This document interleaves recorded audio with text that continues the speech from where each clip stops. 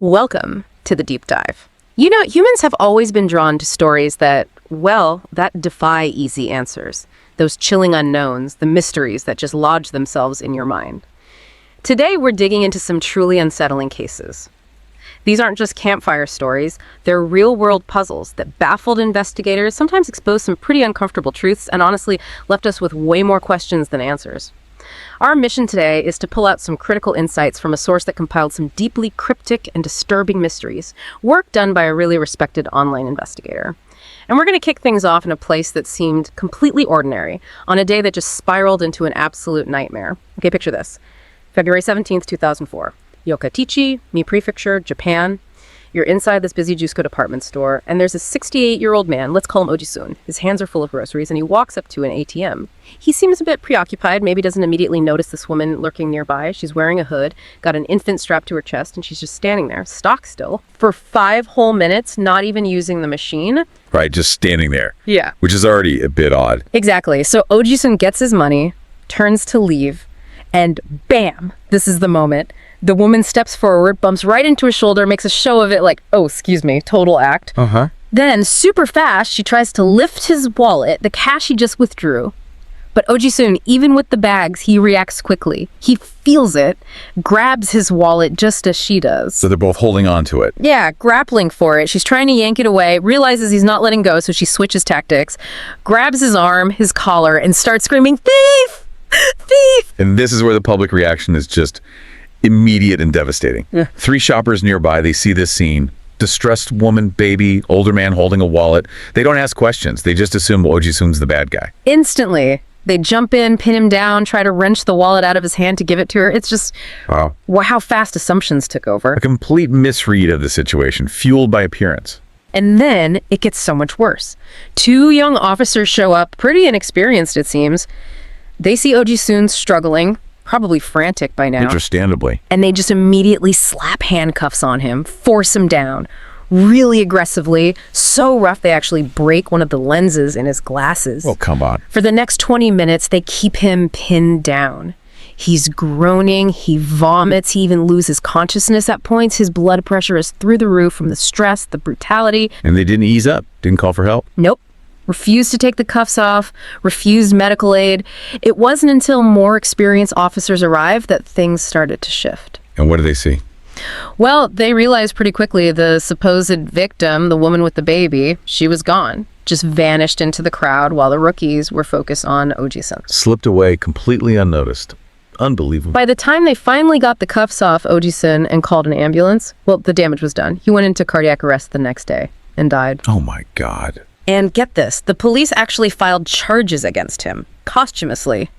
Even though there was 0 evidence against him and the actual pickpocket had disappeared, it just boggles the mind. That is truly shocking. But thankfully, not everyone just accepted that. Some other officers were bothered by it, right? They felt something was wrong. Exactly. Some diligent officers took it upon themselves to dig deeper. They went through all the Jusco CCTV footage meticulously. And what did the tapes show? They showed Oji-sun was telling the truth the entire time. The footage clearly showed the woman bumping him, trying for the wallet. He was completely innocent. So the footage proved it, but too late. It really highlights how that initial gut reaction from the bystanders and the first cops just steamrolled the truth. A terrible, irreversible injustice. And finding her turned out to be incredibly hard. She touched his wallet, his bank cards. But no fingerprint. None. 0. Forensic artists worked on 2 stills from the CCTV, enhancing them. When these pictures were released in 2005, people were really struck by how weird they looked. Yeah, that uncanny valley thing. Yeah. Almost human, but not quite right. Creepy. Totally.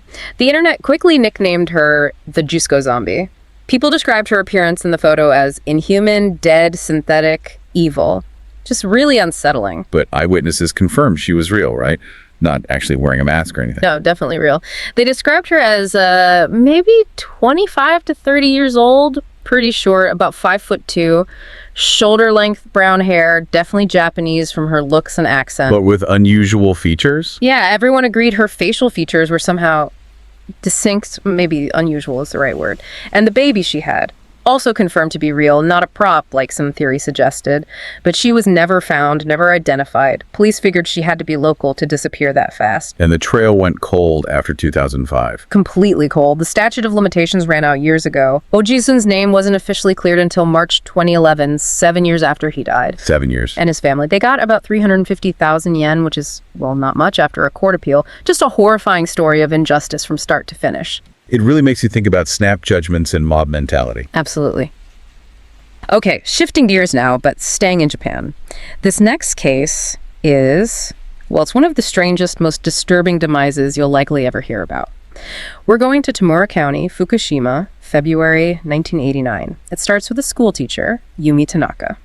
She notices something odd in her toilet. It's an old-fashioned squat toilet, the kind built into the floor. Deep inside, she sees a leather shoe. Just a shoe in the toilet pipe. Yeah, weird. Right. So she goes outside to check the septic tank lid and finds it slightly ajar. He looks down into the tank, into the other end of that pipe. Oh, no. And sees a body, frozen solid in the waste. It was 26-year-old Naoki Nokan, who worked at the local power plant. Frozen in the septic tank. How? I mean, how is he positioned? That's part of the extreme strangeness. He was lying on his back, sort of in a fetal position. His head was right under the toilet opening, and despite it being freezing weather, his torso was bare. His shirt was found neatly folded on top of his body. Colded while he was in the tank. That makes no sense. Exactly. And remember, the shoe Yumi saw, that was on his face. The other shoe was found way later, miles away, down by a river. His car was parked nearby, keys in it, doors unlocked. Okay, this is already incredibly bizarre. What did the police think happened? Their conclusion was, well, it was something else. They closed the case very quickly, their official finding, that Naoki willingly squeezed himself into that pipe. Willingly? Why? They claimed it was for peeping, trying to spy on women using the toilet, and that he derived some kind of gratification from being covered in waste. Seriously, that was the official explanation. Given the position, the folded shirt, the missing shoe. That was it. Case closed. As you can imagine, his friends and family were absolutely livid. I said Naoki was a great guy, moral, upstanding, helped people in the community, a role model even. So the complete opposite of someone who do that. Right. They insisted there was no way this intelligent, sweet person would die in such a degrading and frankly idiotic way. Over 4,000 villagers signed a petition to get the case reopened. And did the authorities listen? Nope. Request denied. They stuck to their initial bizarre conclusion. But there's so much evidence against that conclusion, isn't there? I mean, just physically? Absolutely. Let's break that down. First, the physical impossibility. His shoulders were reportedly 16 inches wide. The pipe, only 14 inches in diameter. So, how? How could he willingly squeeze in? Good question. The recovery crew couldn't even pull him out. They had to literally destroy the pipe to extract his body. Okay, that alone makes the voluntary entry theory seem impossible. What else? The logic, like you said. How could he fold his shirt so neatly while stuck in a freezing septic pipe? Why take it off in the first place in freezing temperatures? And why pick that specific bathroom? He knew the teacher, Yumi, was away for days. Right. So who is he supposedly peeping at? Exactly. And the cause of death, it was hypothermia. Yeah. Not drowning, not suffocation from the fumes, which you'd more typically expect in a septic tank death. Right. Hypothermia implies a longer exposure to the cold. And then there's the shoes. One on his face, the other miles away by a river. How does that fit any scenario of him doing this voluntarily? It just doesn't add up. Not at all. It screams foul play. Or at least something much more complex than the official story. Which leads to the other theories. The strongest one involves politics specifically, a recent mayoral election. Okay, how does Naoki fit into that? Well, he'd apparently initially supported a candidate named Tadashiro Watanabe, but then he found out the guy was corrupt, buying votes, that sort of thing. So Naoki turned against him publicly. Watanabe ended up winning the election anyway. So Naoki made an enemy of the new mayor. Potentially a powerful one, and there's more. Just 5 days before his body was found, Naoki played a punk rock show with his band. He was apparently really angry about the election results. And he got on stage and just laid into the villagers, basically mocking them for being manipulated. This led to a big argument after the show between Naoki and some guys from the local youth club who were big supporters of Tadashiro. An argument turned physical. Witnesses saw these guys follow Naoki out to his car after the argument. What happened after that, nobody knows for sure. So the theory is, maybe the argument escalated, or maybe it was planned. A way to silence a vocal critic. That's the suspicion. Maybe it was an attack that went too far, maybe a twisted attempt to humiliate him that resulted in his death, and then a cover-up. Which could explain the police reaction. The rushed conclusion ignoring the obvious contradictions. Some people certainly think so. There were reports of police mishandling the body, accidentally destroying potential evidence, and the coroner who signed off on the no foul play ruling. He quit his job not long after. Wow. So was it a horrifying freak accident against all odds? Or was it something much darker, maybe covered up by local powers? Right. We just don't know. Another deeply unsettling Japanese mystery.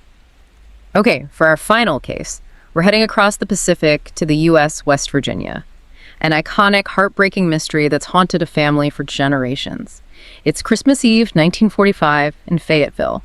The Sauter family home catches fire in the middle of the night. George and Jenny Sauter escape, along with 4 of their 10 children. But 5 were still inside. Maurice, 14, Martha Lee, 12, Louis, 10, Jenny Irene, 8, and little Betty Dolly, just 6 years old. They were unaccounted for. And here's the absolute core of this decades-long mystery. After the fire finally burned itself out, they searched the ruins. And found nothing. No remains, no bones, no teeth, nothing identifiable belonging to those 5 children. Which is incredibly strange because household appliances, heavy things like the stove, fridge they were found, charred but recognizable. Right, a human body, especially bones, you'd expect something to be left even in an intense fire, especially if large appliances survived. That immediately suggests they weren't in the fire. Exactly. And the strangeness started even before the fire broke out that night. Around 12:30 a.m., the phone rings. Jenny Sauter answers. Who was it? An unknown woman on the line asking for someone who didn't even live there.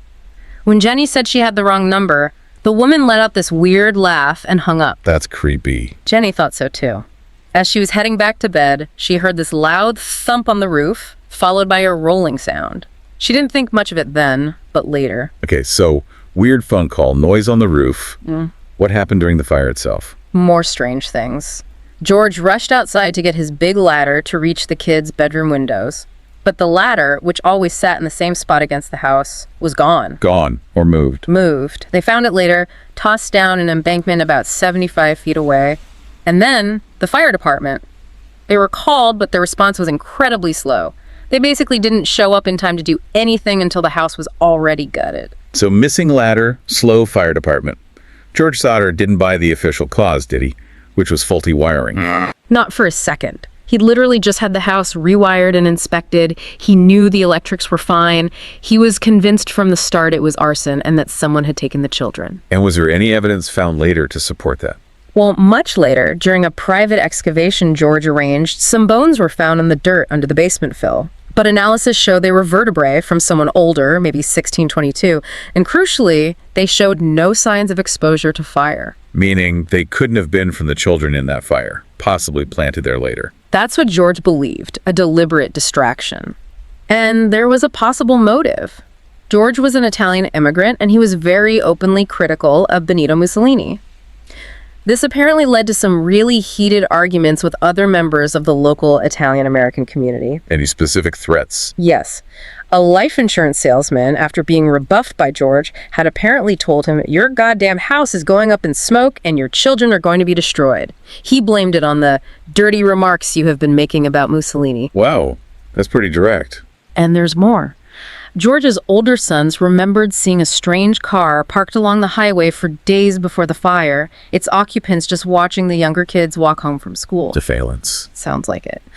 And on the night of the fire itself, a bus driver passing by later reported seeing people throwing balls of fire at the house. Balls of fire. Like Molotov cocktails. Maybe.